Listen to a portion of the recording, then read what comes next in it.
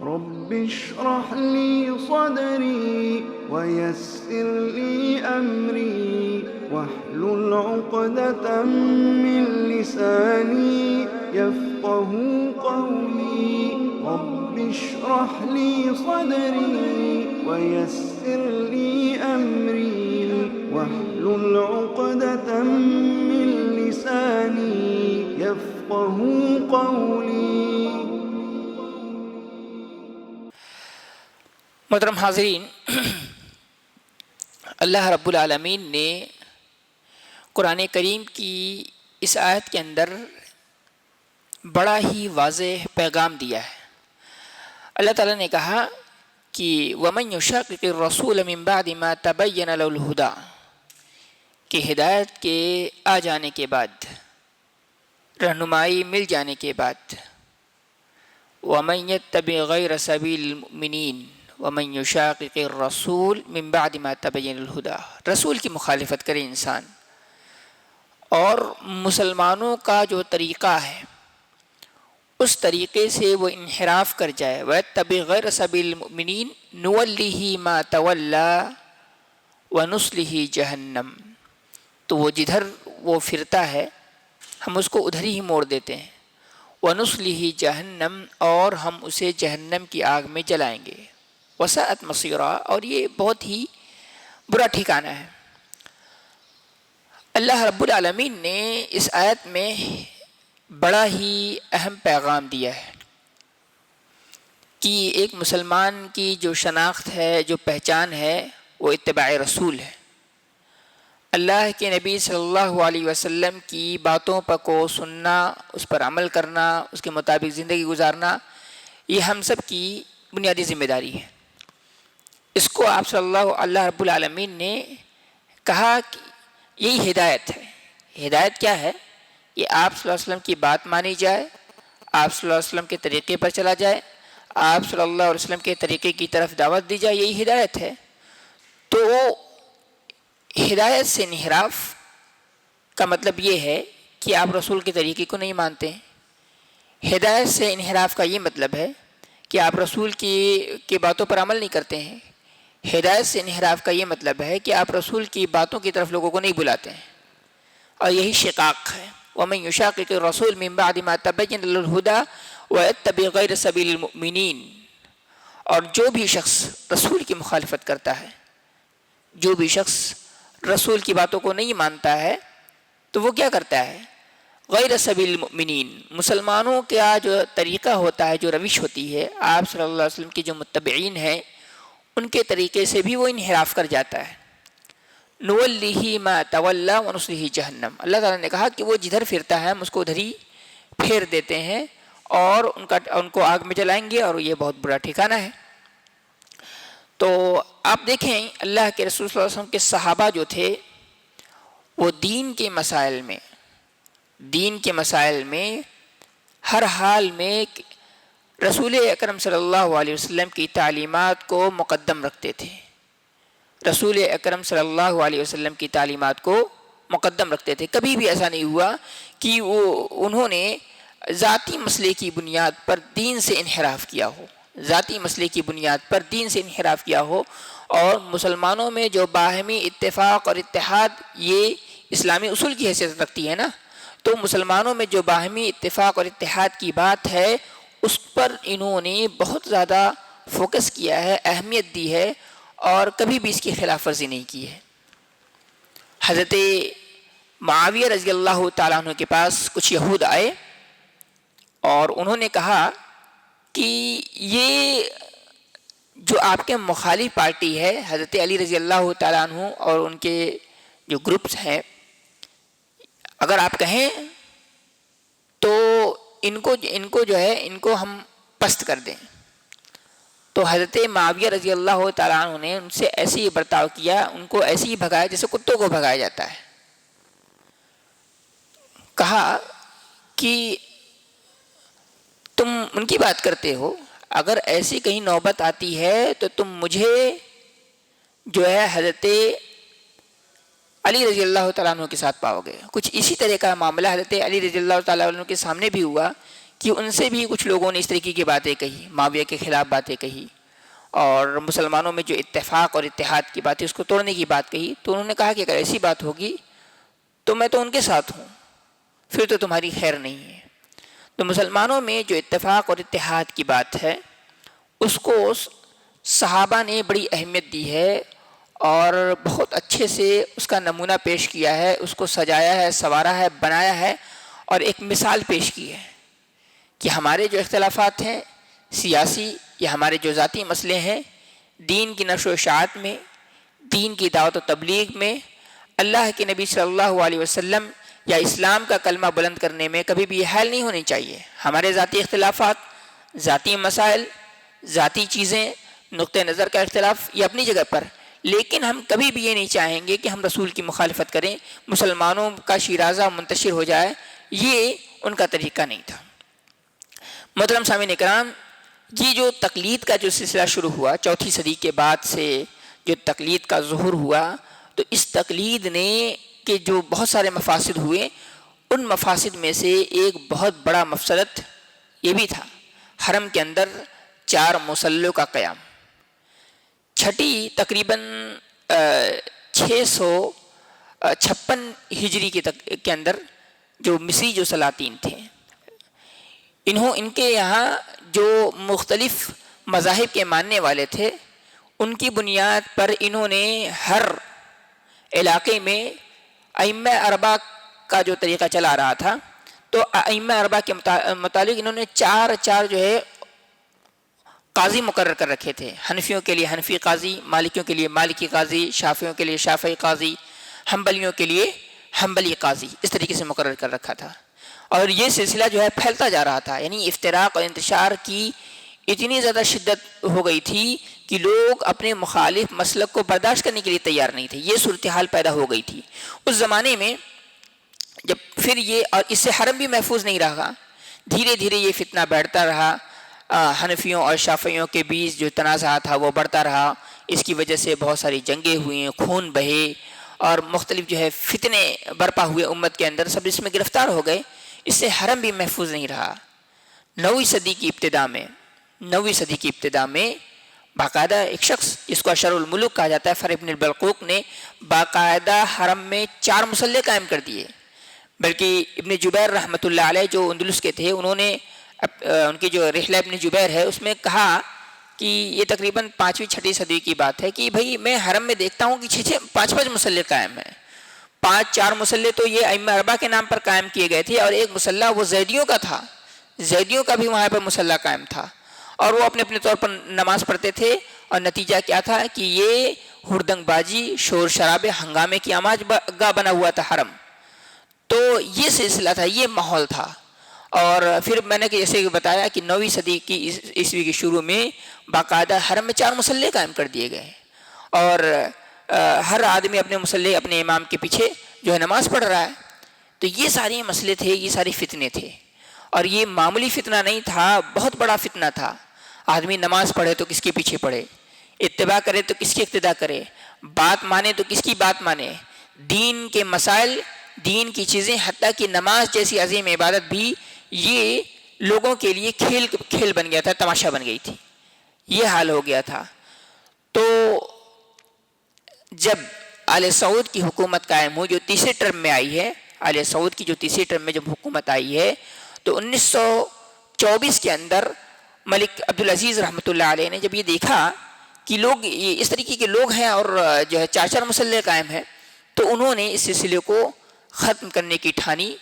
اور انہوں نے ایک بہت بڑے عالم تھے، شیخ محمد نصیف رحمۃ اللہ علیہ، بہت بڑے عالم تھے. ان کے بارے میں آتا ہے وہ بہت بڑے مخیر عالم تھے، ریاض کے تھے. تو ان سے مشورہ لیا انہوں نے کہ بتائیے کہ اگر ہم یہاں پر کیا کریں، اگر ہم حنابلہ کی کثرت ہے، اور حنابلہ کو اگر ہم یہاں پر امام بناتے ہیں، کسی حنبلی عالم کو امام بناتے ہیں، تب تو یہ ہوگا کہ بھئی ہم نے بقیہ ائمہ کو نظر انداز کر دیا. تو شیخ محمد نصیف رحمۃ اللہ علیہ سے کہا شیخ ملک عبدالعزیز رحمۃ اللہ علیہ نے کہ ایسا کیجئے، آپ مجھے کچھ اہل حدیث ائمہ دیجئے جن کو میں یہاں پر مقرر کروں حرم میں نماز پڑھانے کے لیے اور دارالحدیث جو مدرسہ تھا یا حرم میں درس دینے کے لیے اور دارالحدیث میں پڑھانے کے لیے ان کو مقرر کیا جائے. تو اس زمانے میں جو بڑے بڑے جو دنیا بھر کے جو معتبر اہل علم تھے ان کو جو ہے ملک عبدالعزیز رحمۃ اللہ علیہ نے وہاں پر مقرر کیا. مثلا ڈاکٹر علامہ تقی الدین الہلالی المراکشی بہت بڑے عالم تھے اور انہوں نے ہندوستان میں مولانا عبد الرحمن مبارک پوری صاحب تحفۃ الاحوذی سے علم حدیث حاصل کیا تھا. بہت بڑے عالم تھے, جامعہ اسلامیہ میں انہوں نے پڑھایا بھی تھا. تو یہ بھی ایک زمانے تک جو ہے حرم کے امام رہے.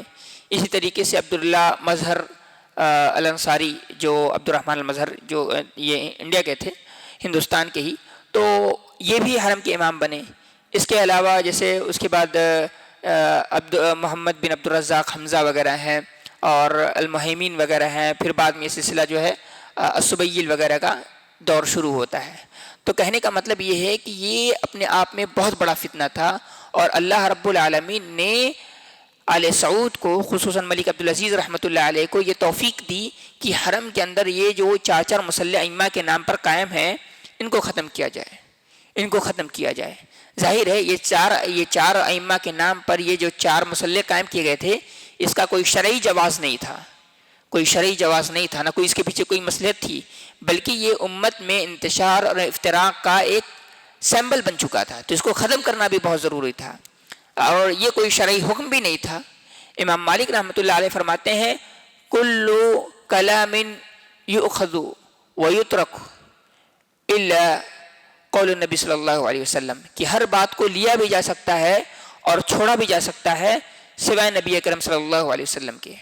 آپ دیکھیں اللہ کے نبی صلی اللہ علیہ وسلم کے زمانے میں حرم میں کتنے مصلی قائم تھے؟ ایک بھی نہیں قائم تھا. تو یہ اپنے زمانے کا بہت بڑا فتنہ تھا اور بہت بڑی مصیبت تھی, جس کو ملک عبدالعزیز رحمۃ اللہ علیہ نے جب تیسرا جو ٹرم آیا, انہوں نے باقاعدہ جب ان کی حکومت قائم ہوئی حجاز پر, ریاست حجاز پر, تو پھر انہوں نے باقاعدہ اس کو ختم کیا, اس کو دور کیا اور اس طریقے سے امت کا ایک بہت بڑا فتنہ یہ ٹل گیا. اگر آج وہ ہوتا تو کیا انجام ہوتا؟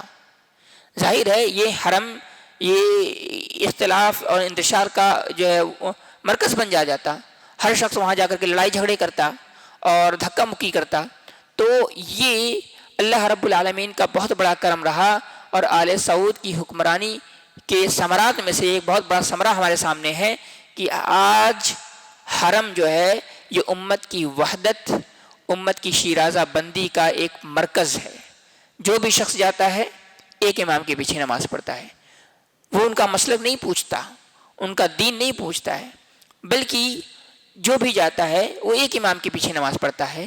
تو یہ آل سعود کی حکومت کی برکتیں ہیں جس سے آج پوری دنیا مستفید ہو رہی ہے. ہر شخص جو وہاں جاتا ہے اس سے مستفید ہوتا ہے, مستنیر ہوتا ہے. تو یہ اللہ رب العالمین کی حکمت بصیرت, اللہ رب العالمین کی توفیق سے اس قبیح بدعت کا خاتمہ ہو پایا تھا. اس کے پیچھے وجوہات کیا تھے؟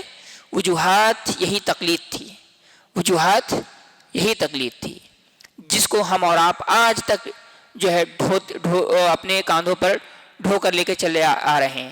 حالانکہ یہ تقلید جو ہے یہ اسلام میں جائز نہیں ہے. یعنی اتباع کے مقابلے میں جو تقلید ہے, کتاب و سنت کی تعلیمات کے مقابلے میں کبھی بھی تقلید جائز نہیں ہے.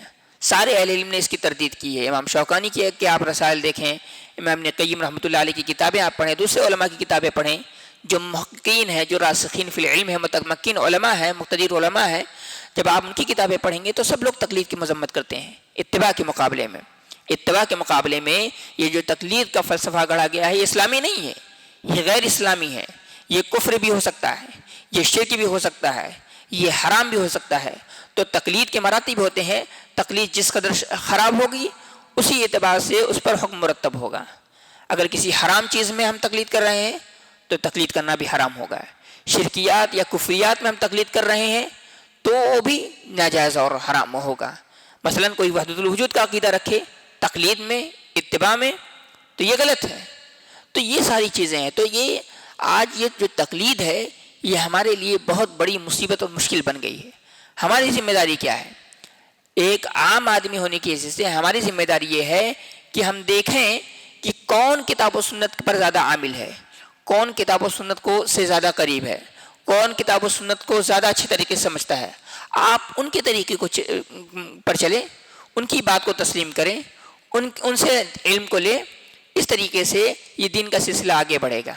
اللہ کے نبی صلی اللہ علیہ وسلم نے صحابہ سے کہا انتم تسمعون منی ویسمع منکم، کہ ابھی آج تم مجھ سے سن رہے ہو، کل تم سے سنا جائے گا، پھر تمہارے بعد جو نسلیں آئیں گی وہ ان سے سنیں گی جنہوں نے تم سے سنا ہے. تو یہ سلسلہ چلتا ہے. تو حصول علم کے لیے جب کسی عالم کو ہی، یعنی کتاب و سنت کسی عالم کو ہی اپنا آئیڈیل اور نمونہ تسلیم کر لے، عالم جو ہوتا ہے یہ ایک ذریعہ بنتا ہے کہ آپ کو کتاب و سنت کے قریب کرے، اللہ رب العالمین کی جو تعلیمات ہے، جو فرامین ہے، اس سے آپ کو قریب کرے. یہ مقصد ہوتا ہے. یہ ہرگز مطلب نہیں ہوتا ہے کہ عالم کو ہی اپنا آئیڈیل اور سب کچھ تسلیم کر لیا جائے اور ان کے اجتہادات جو ہیں، ان کے فتاوے جو ہیں، ان کی غلطیاں جو ہیں، سب کو سر آنکھوں پر رکھا جائے. یہ کسی بھی امام نے تعلیم نہیں دی. امام ابو حنیفہ نے کہا اذا صح الحدیث فهو مذہبی، اگر حدیث صحیح ہے تو وہی میرا مذہب ہے. بہت سارے علماء نے کہا. امام احمد بن حنبل نے کہا کہ بھائی لا تقلدونی، میری تقلید مت کرو، شافعی کی تقلید مت کرو، مالکی کی تقلید مت کرو، اوزاعی کی تقلید مت کرو، کسی کی تقلید مت کرو. کیوں کہا؟ اسی لیے کہ یہ علماء جو ہوتے ہیں یہ دین کے ذمہ دار ہوتے ہیں، دین کی حفاظت کرتے ہیں، صحیح دین کو لوگوں تک پہنچاتے ہیں. آپ اور عالم اس میں غلطی بھی کر سکتا ہے، ان سے چوک بھی ہو سکتی ہے. تو ایسی صورت میں ہماری ذمہ داری یہ بنتی ہے، اور اگر ہمیں نہیں سمجھ میں آ رہا ہے، ہم نہیں سیٹسفائیڈ ہیں، تو دوسرے اہل علم سے رجوع کریں. ہمارے یہاں جو مسلک کا کھیل کھیلا جاتا ہے کہ نہیں صرف اپنے مسلک کے لوگوں سے پوچھا جائے، دوسرے مسلک کے علماء سے ان سے نہ رجوع کیا جائے، یہ غلط ہے. حق کبھی بھی مسلکوں میں محفوظ نہیں رہا ہے، محدود نہیں رہا ہے. کسی مسلک میں حق محدود ہے، ایسا کچھ بھی نہیں ہے. آپ ائمہ کی تاریخ پڑھیں. امام مالک رحمۃ اللہ علیہ کے زمانے کے بہت بڑے عالم تھے مصر میں کے اندر، ابو اللیث، بہت بڑے عالم تھے. وہ ان کی ماننے والے تھے بہت زیادہ لوگ، اور ان کی فالوورز تھے اس زمانے میں. امام اوزاعی رحمۃ اللہ علیہ کا مسلک ایک زمانے تک چلتا رہا. عبداللہ ابن مبارک کے طریقے پر لوگ چلنے والے تھے. شیخ الاسلام ابن تیمیہ کے رحمۃ اللہ علیہ کے ماننے والے لوگ تھے. تو ہر زمانے کے اندر امام طبری تھے، ان کا بھی باقاعدہ ایک مذہب چلتا تھا. کہنے کا مطلب یہ، لیکن پھر بعد میں یہ ختم ہو گئے، اور یہ جو چاروں جو مذاہب تھے ان کو ہر طریقے سے، یعنی کبھی یہ حکومت نے ان کی سرپرستی کی، کبھی دوسرے مصلحتوں کی بنیاد پر یہ آج ہمارے سامنے موجود ہیں. تو کہنے کا مطلب یہ ہے کہ یہ تقلید میں، یعنی صرف مذاہب میں حق محصور ہے، یہ کسی نے بھی، یہ اہل علم، معتبر اہل علم جو ہے انہوں نے کبھی یہ بات نہیں کی ہے، بلکہ اس کو اپوز کیا ہے. اور بلکہ ہر زمانے میں ایک ایسا گروپ رہا ہے، کچھ ایسے افراد رہے ہیں جو خالص کتاب و سنت کی تعلیمات پر عمل کرتے رہے ہیں، اس کی طرف دعوت دیتے رہے ہیں. خطیب البغدادی رحمۃ اللہ علیہ کی کتاب ہے، رسالہ ہے شرف اصحاب الحدیث. اس کتاب کے اندر انہوں نے یہ دکھایا ہے، ایسے سلسلہ وار انہوں نے بہت سارے ائمہ کا تذکرہ کیا ہے، ان کے اقوال اور فرمودات کا تذکرہ کیا ہے، جو خالص کتاب و سنت کو اپنا اوڑھنا بچھونا بناتے تھے اور تقلید کو کتاب و سنت کے اتباع کے مقابلے میں کبھی کھڑا نہیں کرتے تھے. ایسے ان کی ایک لمبی فہرست ہے، طویل فہرست ہے، اور ہر زمانے میں، ہر دور میں. اور رہی بات یہ ائمہ کی، تو یہ ائمہ یہ معصومین نہیں ہیں، ان سے بھی غلطیوں کا صدور ہو سکتا ہے، ان سے بھی خطائیں ہو سکتی ہیں. لیکن ہماری ذمہ داری کیا بنتی ہے کہ جب اگر ان کی خطا، ان کی غلطیاں ہمارے سامنے واضح ہو جائیں تو ہم کتاب و سنت کی طرف رجوع کریں اور ان کی باتوں پر کان نہ دھریں. یہی سب لوگوں نے کہا ہے کہ بھئی ائمہ کا، جو ائمہ اربعہ ہیں ان کی بھی دعوت یہی ہے. اور 4 ائمہ کیوں؟ 400 ائمہ بھی ہو سکتے ہیں، 4000 ائمہ بھی ہو سکتے ہیں. ہمارے ہاں جو ائمہ اربعہ کی بات کی جاتی ہے، یہ ائمہ اربعہ کیوں بھائی؟ یہ عجیب مسئلہ ہے. بلکہ شیخ الاسلام ابن تیمیہ رحمۃ اللہ علیہ نے اس سے بھی زیادہ لوگوں کا تذکرہ کیا ہے اپنے رسال میں، اپنے فتاوی وغیرہ میں. تو کہنے کا مطلب یہ کہ صرف 4 ائمہ نہیں ہے. اسلام کوئی باج مذہب نہیں ہے کہ 4 ائمہ کو پیدا کیا اس کے بعد اسلام باج ہو گئے، اس کے بعد کوئی ائمہ پیدا نہیں ہوا. کون کہتا ہے؟ آج آپ دیکھیں ہمارے زمانے میں، اس زمانے میں جو بڑے بڑے ائمہ رہے ہیں، امام البانی رحمۃ اللہ علیہ، امام محمد بن صالح العثیمین رحمۃ اللہ علیہ، امام مقبل الوادعی رحمۃ اللہ علیہ، اور اسی طریقے سے مجدد عصر شیخ ابن باز رحمۃ اللہ علیہ، یہ سب کون ہیں؟ یہ ائمہ نہیں ہے؟ یہ بھی ائمہ ہے.